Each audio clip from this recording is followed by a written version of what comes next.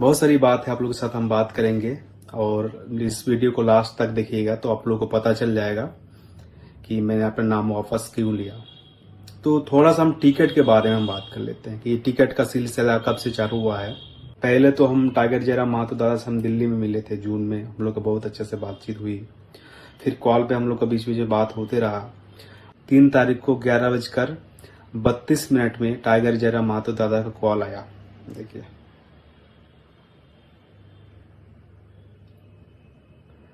5 minute tiger Jairam Mahato दादा से मेरा बात हुई थी और टाइगर जयराम महतो दादा एक ही बात हमको बोला कि आप पाकुड़ लड़िए, आपको चुनाव लड़ाते हैं, आप पाकुड़ लड़िए। उसके बाद फिर मैं घर गया। उसके बाद फिर 7 तारीख को हम गोड्डा में मिले टाइगर जयराम महतो दादा से। तो आप हमको वही बोला कि सलीम आप पाकुड़ विधानसभा लड़िए और आलमीर आलम साहब लोग का एज हो गया है, आप इलेक्शन लड़िए और मेरा आपको शुभकामनाएं हैं, आप अच्छा से इलेक्शन लड़िए, आपको वहां से कैंडिडेट बनाएंगे। उसके बाद फिर 22 तारीख को सुबह 4:29 में सुशील मंडल का कॉल आ रहा है। वर्किंग कमेटी का मेंबर है, सदस्य मेंबर है वो, और उसने मुझे कहा कि आप पाकुड़ विधानसभा लड़िए और आपका नाम आज अनाउंसमेंट हो जाएगा शाम को। और सही में शाम को अनाउंसमेंट वो करता था। उस दिन बोला कि अब शाम में आपका नाम अनाउंसमेंट हो जाएगा, आप फील्ड में उतर जाइए। तो बोले ठीक है, हम उतर जाएंगे, कोई इशू नहीं है। उसके बाद मेरा जो भी फ्रेंड सर्किल है, दोस्त लोग सब है, सबको मैंने एक वीडियो बना के सबको मैंने शेयर कर दिया कि ऐसा सब बात है, सब कुछ हो गया डन। तो फिर मैंने सब रेडी हो गया। वीडियो बना के जो हम शेयर किए थे ना, उसमें सबसे बड़ा इश्यू जो था वो सिरसावादी सर्टिफिकेट का था। पाकुड़ विधानसभा से इश्यू है सिरसावादी सर्टिफिकेट का, वो अभी भी है। तो उसका वो मेरा सबसे बड़ा इश्यू था, क्योंकि सब लोगों को पता होगा लोग कितना दिन से लोग सरकार से, माननीय मंत्री साहब, माननीय पूर्व मंत्री प्रेजेंट का एमएलए से एमएलए को भी कितना बार बोला, हेमंत सोरेन भी बोला, बार बार बोला कि ठीक है जल्दी से लागू कर दिया जाएगा, अभी तक लागू नहीं होगा। इसलिए मैंने इसको सबसे बड़ा इश्यू रखा था, क्योंकि इसका सबसे बड़ा शिकार मैं हूं। तो इसीलिए मेरा ये सबसे बड़ा टॉप पे यही इश्यू था। ठीक है, तो ये सब मैंने जो भी इशू मेरा था पाकुड़ विधानसभा से रिलेटेड, चाहे लाइब्रेरी हो, चाहे एजुकेशन सिस्टम हो, और सब जो मेरा किसान लोग का जो इशू है, तो मैंने हर एक बात को उस वीडियो में मैंने रखा था। लेकिन जब नाम सब कुछ हम अनाउंसमेंट करने के बाद जो लोग ऑपोजिशन है, जो लोग है, हमको पता है कौन लोग है, वो लोग को पेट में दर्द शुरू हो गया। और पेट में दर्द शुरू हो गया ना, तो वहां तक नहीं रुका।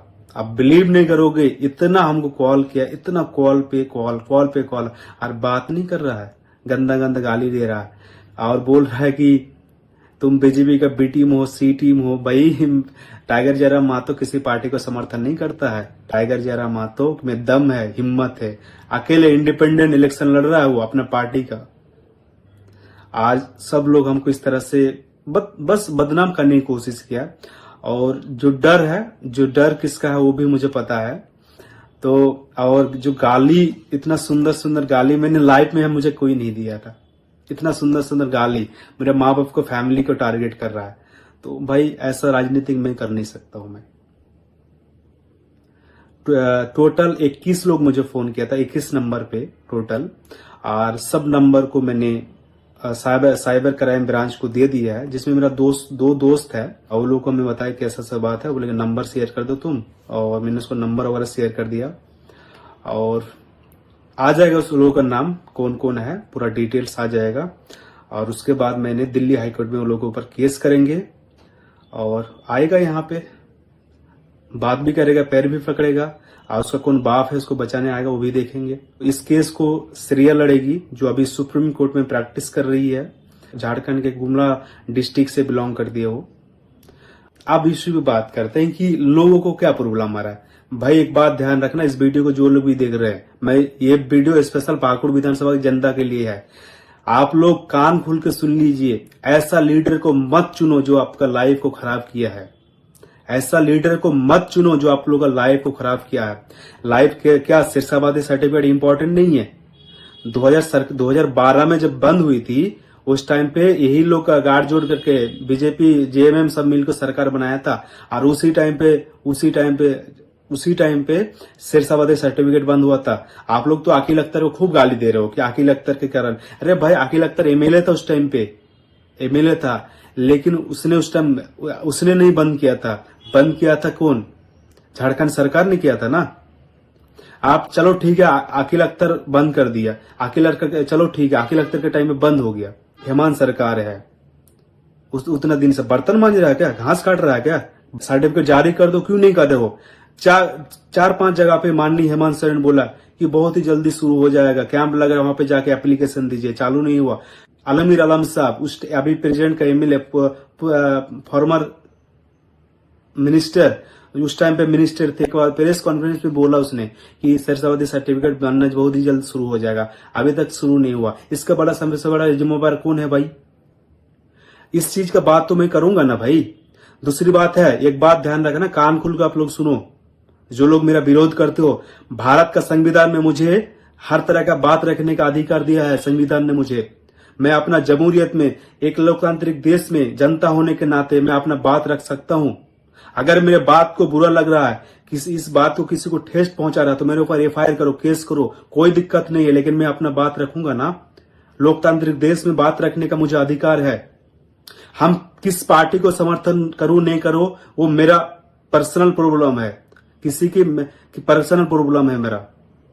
कुछ लोग मुझे फोन करके गाली दे रहे हैं, सब लोग नहीं भाई, बहुत लोग अच्छा है, बहुत सपोर्टिंग है। मैं पाकुड़ विधानसभा की जनता से मैं बता रहा हूँ, मोर देन 90% से ज्यादा लोग सपोर्ट करते हैं जो हमको जानते हैं, लेकिन 10% लोग उसमें से खराब है, वो अलग बात है।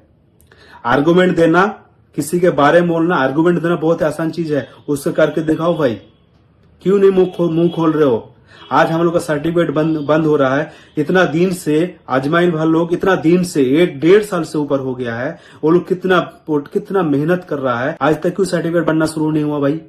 तो बात रखेंगे ना। उसका सबसे बड़ा मैं शिकार हूं। मैं सिविल सर्विस का एग्जामिनेशन में हर एक जगह पे मुझे दिक्कत आ रही है, तो मैं अपना बात रखूंगा ना। डेमोक्रेसी है, मुझे बात रखने का अधिकार है, बात रखूंगा ना। क्या मैंने यही गलत बोला था? हर साल 100 बच्चों को फ्री ऑफ कॉस्ट मेडिकल का प्रिपरेशन कराऊंगा, ये मेरा गलत पॉलिसी था क्या? नीति थे, गलत इश्यू था क्या? मैं उसी गांव के पृष्ठभूमि से बिलोंग करता हूं। वही पारा टीचर आकलन पास टीचर से मैं पढ़ गया हूं भाई। आज पारा टीचर लोग का हालत क्या है भाई बताइए? पारा टीचर लोग को हक अधिकार है, आपने नहीं दिया, आपकी सरकार ने नहीं दिया। बोले सरकार के बनते ही 3 महीने के अंदर परमानेंट कर देंगे, आप लोग को परमानेंट नहीं किया। वो लोग का पेंशन को आप लोग पेंशन भी लोग का जारी नहीं किया, पेंशन का भी परमिशन आप लोग नहीं दिया। बात कहां रखने जाएंगे? तो यही सब इशू है। गाली देकर मेरा घंटा फर्क पड़ेगा क्या? मुझे कोई फर्क नहीं पड़ेगा। हो सकता है मैं इलेक्शन नहीं लड़ा हूं, लेकिन एक बात ध्यान रखना, इलेक्शन आप भी नहीं जीतोगे। मुझे जो लोग भी हमको परेशान किया है, सबके ऊपर हैरेसमेंट का केस लगेगा, और वो केस दिल्ली हाई कोर्ट में लगेगा, आपको पता चल जाएगा। सीधा सा फंडा है। मेरा माँ बाप को अगर कोई टारगेट करे, मेरा फैमिली को टारगेट करे, हम बर्दाश्त नहीं कर सकते हैं। और क्योंकि मेरा माँ बाप किसी का नुकसान किसी को नहीं पहुंचाया, ना मेरा फैमिली मेंबर किसी को नुकसान पहुंचाया। मैंने आज तक कभी किसी के बारे में बुराई नहीं सोचे हैं। आपको पता होगा, जो लोग जानते नहीं आप जान लो, मैं 100 से अधिक लोगों का फ्री ऑफ कॉस्ट में हेल्थ का सेवा कर चुके हैं। और जाना है ना, बहुत सारे लोग हैं, अगर आप लोगों को जानना है तो बोलो, वो नाम भी आपको बता देंगे। मुझे नाम बताना शोभा नहीं देता है, ठीक है? कितना काम आप लोगों को पता होगा। 2019 में जाके ब्लॉक में लड़ गए थे किससे? वीडियो से। पैसा आप लोग का बताइए, प्रधानमंत्री आवास योजना के नाम पर जो पैसा लिया था, क्या आप लोगों को वापस मैंने नहीं करवाया था क्या? हर एक इशू में, जब भी कोई चीज का इशू होता है, फोन आता है मुझे, मैं मेरे से जितना होता है मैं करवाता हूं। मैं ये सब काम करना पाप है क्या? देखो एक बात ध्यान रखना, मैं गरीब लोगों का, मेरे से जितना हो सकता है, जो लोग परेशान है, मैं उसके लिए हमेशा खड़ा रहूंगा। चाहे मैं राजनीतिक करूं या चाहे राजनीतिक ना करूं, लेकिन वो लोग के लिए हमेशा खड़ा था हूं और हमेशा खड़ा रहूंगा। और मेरा एक और बात है, इस वीडियो के माध्यम से कोई भी किसी लोगों को कोई भी तरह का कुछ भी परेशानी है, कभी भी ऐसा कुछ दिक्कत है, कुछ भी ऐसा हो तो आप कोशिश करना, मुझे कांटेक्ट करना, मैं आप लोगों के लिए जरूर खड़ा हूंगा। मेरा दिल साफ है, मैं कभी भी गलत नहीं सोचता हूं। मैं लाइफ में मैंने हर एक चीज कमाया, पैसा भी कमाया, मान सम्मान भी कमाया, मैं बहुत अच्छा पढ़ाई भी किया। तो मेरे पास बहुत सब कुछ है। लाइब्रेरी का क्या क्या प्रॉब्लम बताइए तो। एनआरसी के नाम पे 1,28,000 वोट ले लेते, ये पाकुड़ विधानसभा में एनआरसी लग जाएगा। एक बात ध्यान रखना, एनआरसी का जड़ बीजेपी नहीं है, एनआरसी का जड़ कांग्रेस है। भारत में आसाम में सबसे पहले एनआरसी लगा था। सिटीजन चार्टर एक्ट कब आया? 1955 में। आसाम में एनआरसी कब लगा? 2013 में। उस टाइम सेंट्रल भी सरकार और स्टेट का सरकार कांग्रेस का था। अब बीजेपी न्यू पॉलिसी लाया, बीजेपी ने फिर अमेंडमेंट बिल पास कर दिया कि वो जहां पे जिस स्टेट में चाहे वो लगा सकते हैं एनआरसी, वो बिल पास कर दिया। और सुनिए झारखंड सरकार को मेरे तरफ से एक मैसेज, मंत्री लोग बहुत सारे लोग पढ़े होंगे, लोकतांत्रिक देश में सबसे बड़ा मंदिर है पार्लियामेंट, और पार्लियामेंट में 2 सदन होते हैं, एक अपर एक लोअर, उच्च सदन और निम्न सदन। जब बिल पास हो जाता है ना, दोनों सदन में जब बिल पास हो जाता है और पास होने के बाद जब प्रेसिडेंट के पास पहुंच जाता है ना, प्रेसिडेंट के पास जाता है और प्रेसिडेंट जब पढ़ के जब उसमें मुहर लगाता है ना, वो बिल एक्ट बन जाता है, अधिनियम बन जाता है, और कोई भी स्टेट सरकार उसको रोक नहीं सकता है। भारत का संविधान में जब आर्टिकल 368 पढ़ोगे ना, उसमें आप जाके पढ़िए, वहां पे लिखा हुआ है कि पार्लियामेंट किसी स्टेट को छोटा कर सकता है, बड़ा कर सकता है, उससे अलग कर सकता है, किसी और स्टेट को दे सकता है। पार्लियामेंट के पास इतना ताकत है। आज नहीं तो 10 साल बाद, 20 साल बाद एनआरसी लागू होगा। स्टेट सरकार कभी भी एनआरसी को रोक नहीं सकता है, सिर्फ पार्लियामेंट ही इसको रोक सकता है, उसके अलावा कोई नहीं रोक सकता है। एक बात ध्यान रखना। मेरा बहुत सारा सवाल था, बहुत सारा इशू था। मैं बीजेपी का बी टीम थोड़ी, तो मैंने बीजेपी के बी टीम थोड़ी हूं। आजसू पार्टी को मैं समर्थन करता हूं, कभी नहीं समर्थन करता हूं, न कभी करूंगा। न मैं इंडियन नेशनल कांग्रेस को समर्थन करता हूं। कांग्रेस का आइडियोलॉजी क्या क्या मैं पढ़ा हूं ना, मैं भारत का संविधान पढ़ा हूं, भारत का इतिहास पढ़े हैं, मॉडर्न इंडिया पढ़े हैं, कांग्रेस का फेज 1, फेज 2, फेज 3 हम पढ़े हैं, स्वदेशी मूवमेंट पढ़े हैं, पोस्ट इंडिपेंडेंस पढ़े हैं। मुझे सब पता है, ठीक है। हमको ये भी पता है भारत का संविधान में मौलिक अधिकार में 14 से लेकर 18 तक समानता का अधिकार की बात किया है। भारत का संविधान में आर्टिकल 19 में टोटल 6 अधिकार दिया गया है। उसमें से पहला जो अधिकार है freedom of speech and expression, मुझे बोलने और अभिव्यक्ति की आजादी मुझे दिया है भारत का संविधान ने, तो मैं क्यों बात रखूंगा नहीं अपना बात।